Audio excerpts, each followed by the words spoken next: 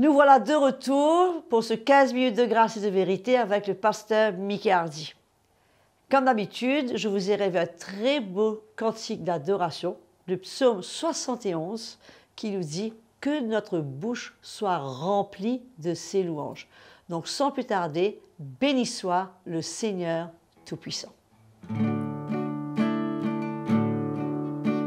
Père dans les cieux, combien nous t'aimons. Nous élevons ton nom en tout lieu. Que ton royaume s'établisse par nos louanges. Que ton peuple t'exalte, ô Père très saint. Béni soit le Seigneur Tout-Puissant, qui était, qui est, qui vient. Béni soit le Seigneur Tout-Puissant,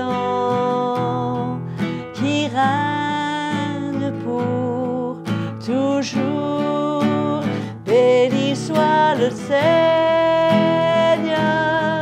Tout-Puissant,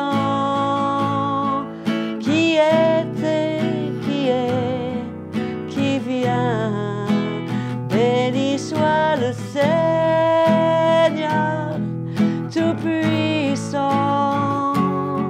qui règne pour toujours,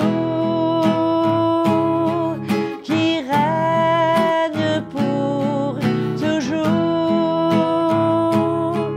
qui règne pour toujours.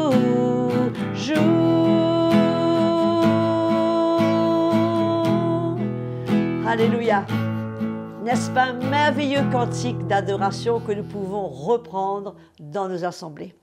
Et maintenant, c'est le tour du pasteur Mickey Hardy de nous arriver toujours dans les déclarations des apôtres. Et cette fois, il va nous faire cette déclaration de Jacques, dans Jacques 4,4, qui nous dit que l'amour du monde est inimitié contre Dieu.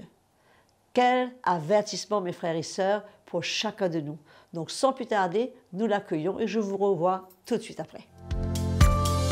Bonjour à tous frères et sœurs, fidèles pour se retrouver ensemble tous les jours. Et c'est merveilleux d'être encouragés à louer le Seigneur avant d'écouter la parole de Dieu. Et nous remercions Audrey pour ce temps qu'elle nous donne ensemble pour nous préparer notre cœur. Je juste vous dis que c'est le programme de 15 minutes de grâce et de vérité que nous continuons. Et nous parlons bien sûr des déclarations des apôtres de la première Église, des apôtres qui ont vécu avec la révélation de l'Évangile dans leur cœur, les apôtres, la plupart d'entre eux, qui ont été aux côtés du Seigneur Jésus-Christ pendant tout son ministère jusqu'à sa mort. Donc c'est important de pouvoir écouter ce qu'ils ont à dire et de prendre bien note de ce qu'ils ont à dire, car poussés par le Saint-Esprit, ils ont écrit ces paroles dans le Nouveau Testament que nous avons aujourd'hui. C'est une grâce de pouvoir lire et ressentir et être illuminé, éclairé par le Saint-Esprit, de la part du Saint-Esprit concernant tout ce que ces apôtres qui étaient aux côtés de Jésus ont écrit. L'apôtre Jacques, l'apôtre Pierre, l'apôtre Jean, amen. L'apôtre Paul, lui, il a rencontré Jésus dans une vision, bien sûr, sur la route de Damas. Et bon, mais il a écrit beaucoup du Nouveau Testament. Mais aujourd'hui, nous allons parler dans le livre des Jacques, l'épître de Jacques au chapitre 4, le verset 4. Et nous voulons encourager les frères et sœurs qui luttent, surtout, qui sont attachés avec le monde, qui sont influencés par le monde, qui marchent dans le compromis. Alléluia. C'est pourquoi il faut comprendre aujourd'hui ce qui se passe dans le monde. l'esprit du monde. Le monde est géré par le prince de ce monde qui est Satan. Les esprits méchants, les puissances dans les lieux célestes qui agissent aujourd'hui à travers les hommes dans ce monde. Mais nous avons aujourd'hui à faire face, à vivre au milieu de tout cela. Au milieu de tout ce qui se passe dans le monde. Et vous serez d'accord avec moi que de plus en plus, ça devient difficile. Les tentations deviennent plus grandes. Donc nous allons lire dans l'Épître de Jacques, chapitre 4, verset 4, « Adultères que vous êtes, ne savez-vous pas que l'amour du monde est inimitié contre Dieu, ennemi de Dieu. Celui donc qui veut être ami du monde se rend ennemi de Dieu. » C'est tout simple comme verset. C'est tout simple. Et l'apôtre Paul compare l'amour que nous avons pour le monde comme vivant dans l'adultère. C'est-à-dire que notre cœur est tourné vers des choses de ce monde au lieu d'appartenir à Jésus. Un verset bien simple, mais qui parle fort aujourd'hui. Fort. Il y a quelques siècles de cela, les tentations que nous voyons et que nous, les chrétiens, nous expérimentons, ne sont pas pareilles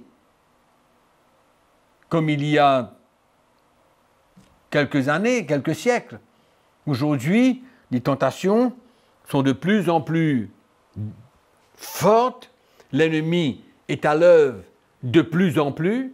Comme l'apôtre Pierre dit, il est comme un lion rougissant, cherchant qui il va dévorer. L'esprit du monde, tout ce que nous avons à faire face, nos yeux, et tout ce que nous voyons, tout ce que nous entendons, ça peut avoir un effet très néfaste sur la vie des chrétiens. Et beaucoup de chrétiens sont attirés vers le monde, vers ce que le monde peut offrir. Et le monde, le système du monde, l'esprit du monde peut nous offrir beaucoup de choses pernicieuses au travers de l'Internet, au travers d'un smartphone, même à la télévision. Aujourd'hui, ce n'est pas difficile de se retrouver devant des scènes impures, devant des articles impurs. Et tout cela, le chrétien, il a besoin de faire face.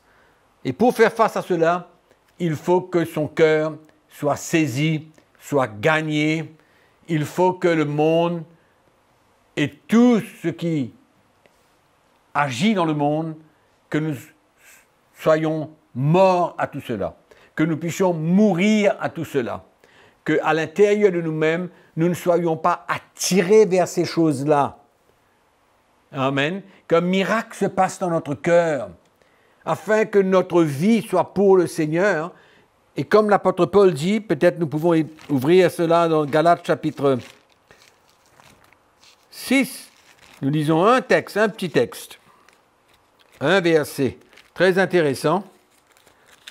Dans l'Épître aux Galates, nous lisons au chapitre 6, le verset 14, il dit « Pour ce qui me concerne, loin de moi la pensée de me glorifier d'autre chose que de la croix de notre Seigneur Jésus-Christ. » Écoutez la suite. « Par qui le monde est crucifié pour moi, comme je le suis pour le monde. » Amen. Je pense qu'aujourd'hui, tous les chrétiens doivent pouvoir avoir ce sentiment d'être coupés avec le monde, bien que nous vivons dans le monde. Mais notre cœur ne devrait plus être attaché avec le monde. Et pourtant, c'est tellement facile aujourd'hui. Il y a tellement de tentations, tellement d'occasions, d'opportunités de pouvoir être attiré, de pouvoir être conquis par le système du monde, par tout ce que le monde peut nous offrir. Mais mes frères et sœurs, je crois que nous devons tirer une sonnette d'alarme, parce qu'il y a beaucoup de chrétiens qui vivent dans le monde et en même temps dans l'Église. Comment ça peut se faire? Comment l'apôtre Jacques définit cela? C'est bon de pouvoir se rappeler un petit peu, être averti. L'apôtre Paul, par le Saint-Esprit, vient dire, pardon, ce n'est pas l'apôtre Paul, c'est l'apôtre Jacques que nous avons lu, au chapitre 4, « Adultères que vous êtes, ne savez-vous pas que l'amour du monde est inimitié contre Dieu ?» Amen. Pourquoi l'apôtre Jacques parle d'être adultère? Parce que notre cœur est gagné par le monde.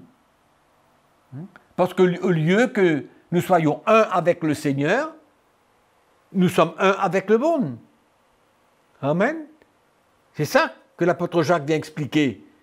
Nous devenons adultères, adultères dans l'esprit, parce que notre cœur n'est plus attaché avec le Seigneur. Une grosse partie de notre cœur est tournée vers le monde, vers le système du monde, vers l'esprit du monde, là où le prince de ce monde agit dans les fils de la rébellion. Amen.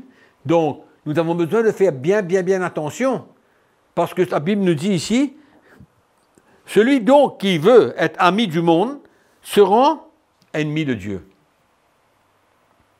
Tu veux être ami du monde, tu deviens ennemi de Dieu. Qu'est-ce que ça veut dire? Qu'est-ce que ça veut dire? Ça veut dire que le Seigneur, lui, il est complètement séparé de tout ce qui se passe dans le monde, du système du monde, là où l'ennemi règne, là où l'ennemi contrôle, là où le diable agit, avec tout ce qui se passe dans le monde. Nous savons le péché et l'iniquité qui grandit tous les jours. Et le Seigneur n'est pas dedans. Il n'est pas dedans. C'est pourquoi nous avons besoin de nous attacher à lui. Et non pas continuer à vivre notre vie, un pied dans le monde et un pied dans l'Église. C'est ça mon encouragement pour vous aujourd'hui. Parce que surtout pour les jeunes qui sont attachés avec le monde, la mode, les habits, le cœur qui est attaché, le plaisir qu'ils trouvent dans le monde, le plaisir qu'ils trouvent dans cette atmosphère, dans cet environnement mondain. Combien notre cœur a besoin de se détacher de tout cela? Combien notre cœur doit appartenir au Seigneur? Et que nous puissions nous attacher aux choses d'en haut, de l'esprit, et ne pas être des adultères, ne pas aimer le monde, mais d'être opposé au système, opposé à l'esprit qui agit dans le monde. Notre cœur doit être libéré, comme l'apôtre Paul dit. Amen. Le monde est mort pour moi, c'est mort. Comme quoi que nous ne devons plus avoir de l'attirance vers le monde. Mort. Amen. C'est là où le Seigneur veut nous emmener, surtout dans ces derniers jours, quand les tentations vont devenir de plus en plus fortes. C'est pourquoi nous avons besoin, dans notre cœur, d'être séparés, coupés, morts avec le monde. Amen. Et quand nous marchons au milieu du monde, nous ne sommes plus attirés. Nous sommes libres dans notre cœur. C'est là où nous avons besoin d'atteindre cette maturité spirituelle. Et c'est ça mon encouragement pour vous. Quand nous prenons notre croix, le Seigneur fait son œuvre en nous, nous détache du monde, nous libère du monde. Beaucoup de chrétiens sont esclaves du monde, attachés, liés, en prison dans le monde. Le Seigneur veut nous libérer. Il veut nous détacher du monde, et appartenir à lui, et le servir lui seul. Voilà mon encouragement pour vous aujourd'hui. Amen. Et que nous comprenions aujourd'hui que le Seigneur veut notre cœur, il veut notre vie tout entière. Que le Seigneur vous bénisse. On se retrouve à la prochaine session. Entre-temps, passez une super journée. Amen. Je suis sûr, mes frères et sœurs, que cette parole a parlé à chacun de nous. Parce que le fait que nous sommes nés de nouveau ne nous préserve pas, et ne nous épargne pas de l'esprit du monde. C'est pour cela que c'est tellement important que nous prenions cet avertissement de l'apôtre Jacques au sérieux, que notre cœur reste attaché au Seigneur et que notre cœur recherche les choses d'en haut, car l'esprit du monde est vraiment contraire à tout ce que le Seigneur a pour nous dans l'esprit de l'Évangile. Donc mes frères et sœurs, je vous encourage à vous attacher à ces programmes, à faire connaître ces programmes et surtout de ne pas oublier de vous abonner à notre page CityAma YouTube et toujours de cliquer la petite sonnette d'alarme pour pouvoir recevoir les notifications en temps et que vous puissiez savoir que ce programme arrive dans les jours qui suivent ou dans les heures qui suivent. Continuez à nous écrire, partagez vos témoignages, vos expériences, envoyez-nous vos questions, c'est une joie pour nous de pouvoir entendre parler de vous. Que le Seigneur vous bénisse et je vous donne rendez-vous ainsi qu'à vos amis et tous vos contacts pour la prochaine session avec le pasteur Mickey Hardy. Et jusque-là, continuez à servir Jésus de tout votre cœur. À très bientôt.